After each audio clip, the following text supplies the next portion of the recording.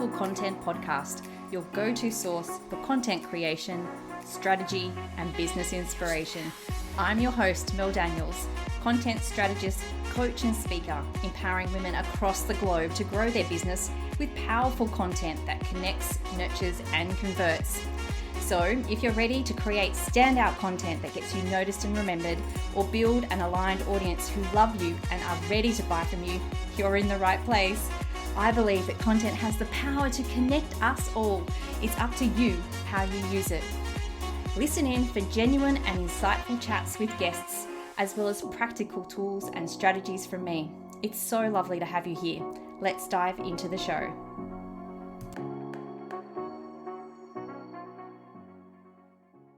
Hello, beautiful people, and welcome to episode 76 of the Powerful Content Podcast. I hope you're well today. Thank you so much for being here. I truly appreciate it. Now, today's episode is a little bit different to previous ones. I thought I would take you behind the scenes and give you a sneak peek at how I approach my content creation, and especially my friction-free approach. So stay tuned. But before I dive into explaining this, I want to ask you this question. What's stopping you? What's stopping you right now from creating better than average content? Are you aiming for mediocre or just getting it done with your content? Is that really okay for you? Now, there could be literally thousands of reasons why your content isn't working the way that you want it to, or why you're feeling like there is a block in actually getting it out into the world. But I think that most of these reasons fall under two main umbrellas: the way that you run your business and where you are on your own personal journey. So let me explain a little bit here. In terms of the business reasons that your content may be lacking, it may be because of not knowing what to say with your content. It may be because you're not loving what you're talking about or how you're talking about it. It may be a lack of a content strategy, or not knowing or even feeling connected to your ideal client.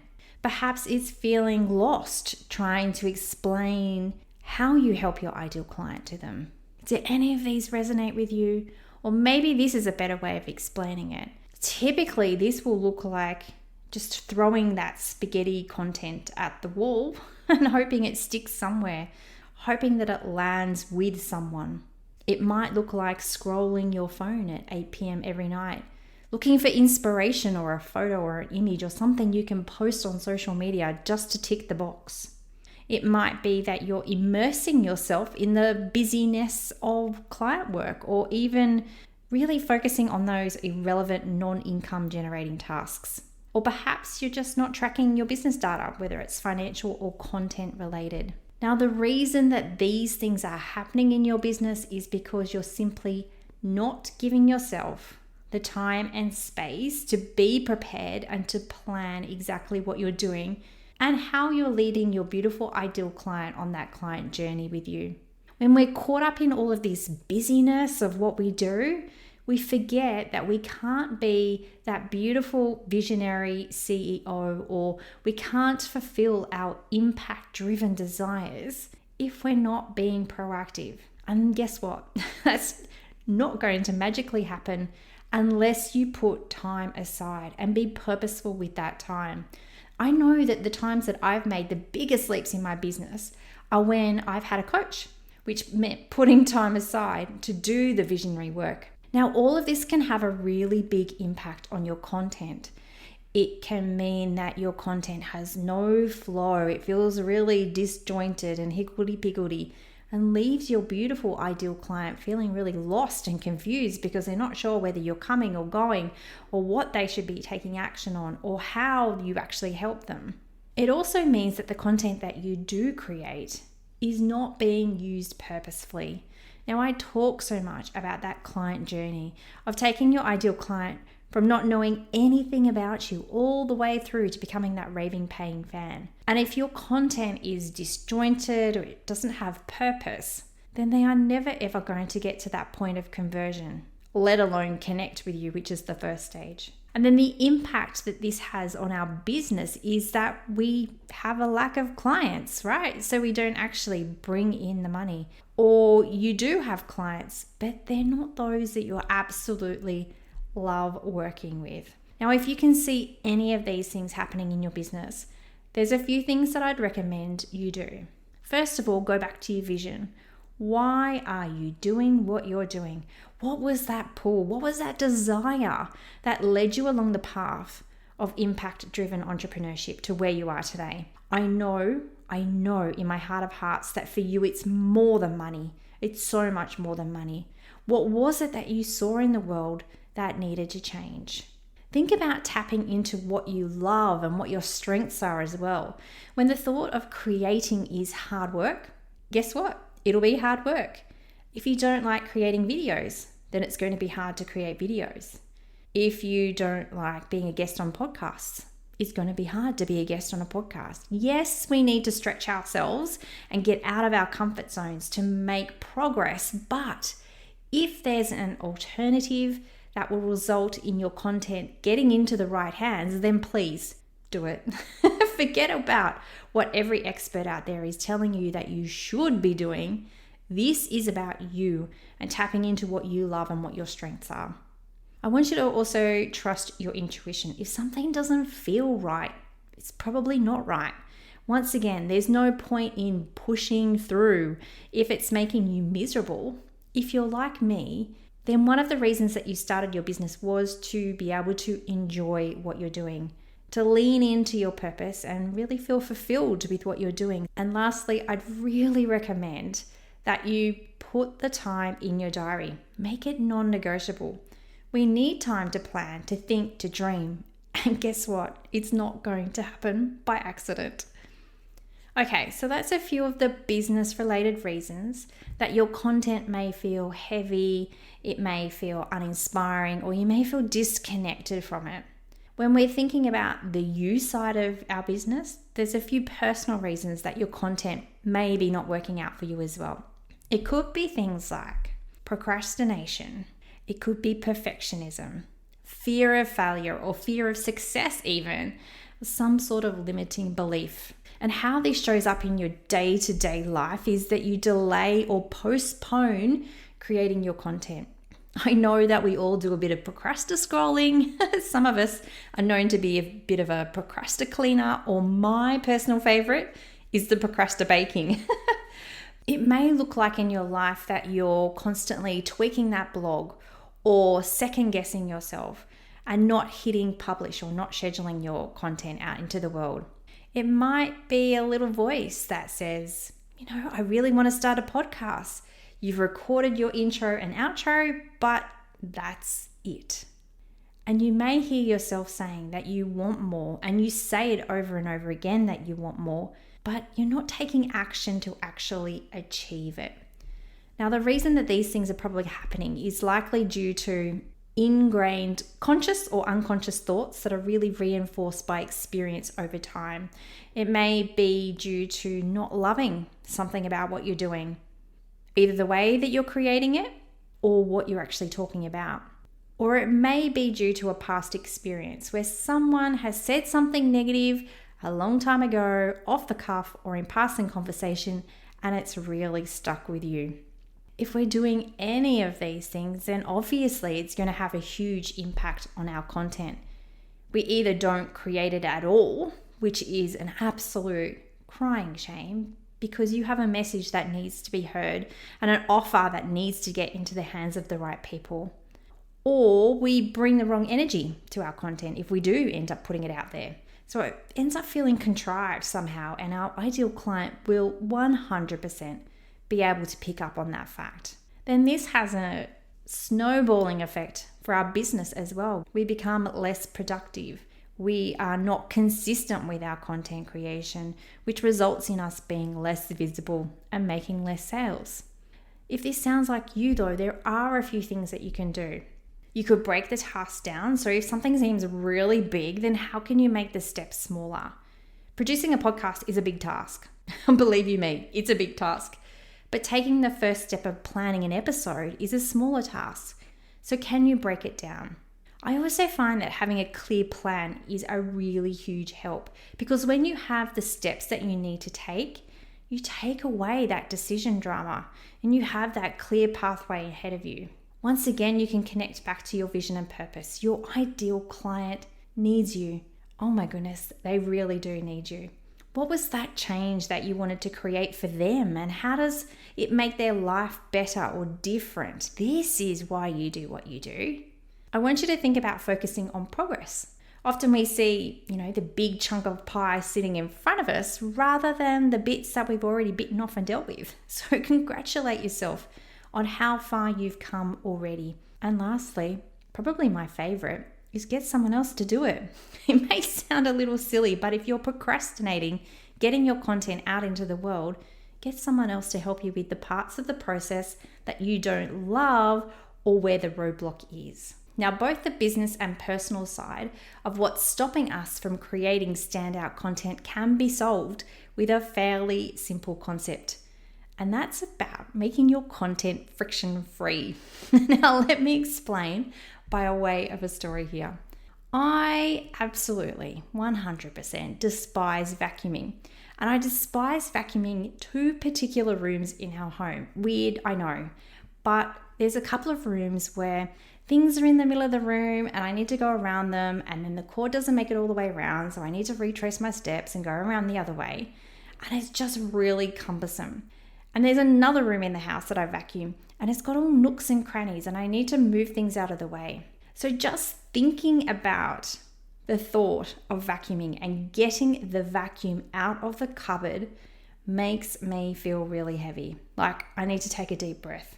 But I can't get out of it. I can't get out of vacuuming because I love to have a clean house that's free from the piles of hair that my crazy dingo dog sheds.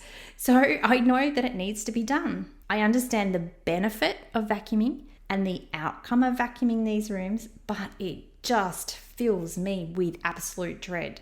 So I thought to myself, how can I get rid of that feeling? How can I alleviate that feeling? How can I make it easier? And I came up with this crazy, totally illogical idea, but it works. I get the vacuum out Friday night, plug it in one of the rooms that I don't like to vacuum, and so it's ready to go first thing Saturday morning when I do the cleaning. I've taken away the first and biggest hurdle of vacuuming simply by getting it out and plugging it in so it's ready. I do the same thing with the washing. You're going to think I'm really crazy and I'm a bit weird. But there's something about sorting the washing that drives me a little bit crazy to do in the morning. So I do it the night before. I sort it when I'm in a better frame of mind. I put it in the washing machine. I put the detergent in the washing machine. But I wait until the morning to put it on, as I know that there will probably be a few other bits and pieces that I need to pop in as well. So by doing this, I'm using my energy and mindset at the right time of day to get something done that I don't really love doing at all. Now, my husband thinks it's absolutely hilarious, but totally gets why I do it. He jokingly actually named it my friction-free approach, but it's the perfect description. So this naturally got me thinking about how I unconsciously do this with my content and how you could perhaps steal some of my friction-free ideas, especially if you're procrastinating, if you suffer from perfectionism, if you don't know what to say, or any of the reasons I've already mentioned about why you're settling for mediocre content. Okay, so my first friction-free step is to get the ideas out of my head. When I know all of the things I could possibly cover in my content, I waste far less time when it comes to creating. Now, as a planner, content creator archetype, this really floats my boat. And my observers out there will find this a great thing to do as well. But for the free spirits and collectors, this may feel a little bit difficult for you. But believe me, it's entirely worth the hour. And that's all it will take, just 1 hour for an entire year's worth of content. So that hour will be well worth the investment. Trust me, my free spirits and collectors. Now, if you're not sure what your content creator archetype is, go and take my quiz. In under 4 minutes, you'll know what your strengths are and how best to use them in content creation. The link to do the quiz is in the show notes. Anyway, being prepared with all of my ideas for an entire year is something that I teach inside my membership, The Content Effect, as well. But I've decided to give you access to this training. So if you head on down to the show notes again, there's a sneaky special there for you. Okay, so by having all of these things that I could possibly talk about in front of me, I'm taking away any possible procrastination or not knowing what to say. Super simple, easy way to create the first step of friction-free content creation. The second friction-free thing I do is have a plan. This way, I'm taking away that decision drama and focusing on my time efficiently to create my content with purpose. When I first started my business, I didn't have a plan, and I'd waste so much time wondering what on earth I'd create and not even think about the strategy behind it. So a blog would actually take me like 2 hours to write sometimes because I just didn't know what I was going to talk about. Now it takes me under 30 minutes. So having a plan doesn't have to be an in-depth plan, as I know, once again, my free spirits will hate this idea, but having that high-level 90-day content plan is absolutely perfect. It takes away the friction, takes away those roadblocks of not knowing what to say. And a bonus point here is that it will actually help you be far more strategic with your content creation as well. Now, the third friction-free thing I love to do is have a structured and really a repeatable way of creating my content. So my blogs are simply an introduction, a paragraph on 3 to 5 points, and a conclusion. It is that simple.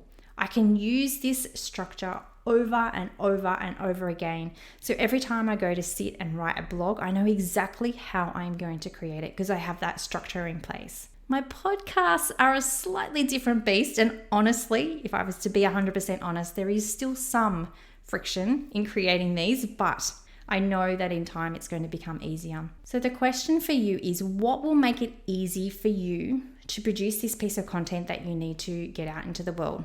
A simple structure is the best place to start, and one that you can use over and over again. Now, my last friction-free step is around how I get my content out into the world. Now, I outsource some of this, so there's no opportunity for perfectionism here to stop me. I've got a deadline to meet, so it simply gets done. Now, a deadline may not be the best friction-free approach for you, but think about what's stopping you from hitting publish and address that. Now, the other thing that helps me here is using the power of reimagination. And I introduced this concept way back in episode 10, so make sure that you go and check it out. Now, I am never ever stuck for social media or email content, as I have both a blog and a podcast as my core content that I can chop down into micro pieces of content. Whilst I haven't refined my podcast reimagination yet, stay tuned for more on this. I'm sure I will share behind the scenes with you. I have recently revisited my blog reimagination, and to be honest, I have way too much content. So I really do recommend reimagination as a super simple, friction-free approach, especially to social media. So these friction-free ways of approaching my content means that I absolutely relish the thought of creating it. I absolutely love it. I enjoy it. And there's nothing that is going to be a huge roadblock to stop me from creating it and putting it out into the world. So I really encourage you to look at where you're experiencing the blocks or friction in your content creation and address just one small thing at a time. And I guarantee that you'll find a change in your content output, but also a change in the energy that you bring to it as well. So the result of all of this is that my content is consistent, which results in an increase in visibility, which means that my message is constantly getting out into the world for my ideal client to come on that journey with me to becoming that raving, paying fan.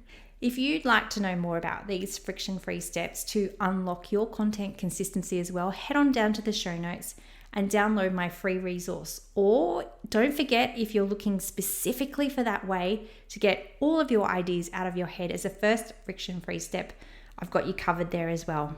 Talk soon. Thanks so much for listening. That's it for another week. To get more powerful content in your life, make sure you're following along on socials. My handle is @MEldBusiness. And just in case you're wondering, the groovy music for this podcast was created by Just Here on SoundCloud. I'd also be super grateful if you took a moment to rate and review this podcast so more amazing women like you can experience the power of content. And if you're like, hell Mel, stop talking, I'm ready to work with you now, here's how we can work some powerful content magic together. Firstly, come and join the Content Effect, my membership inspiring women with service-based businesses to ditch the content chaos and start creating stand-out content that gets you noticed and makes sales. You can join us by using the link in the show notes or just Google the Content Effect. The second way we can work together is via my one-on-one packages. We can create a sustainable content strategy or start to build out your client journey. It's up to you. Pop on over to meldbusinessservices.com.au/services to find out more. Until next time, have a beautiful week and embrace the power of your content.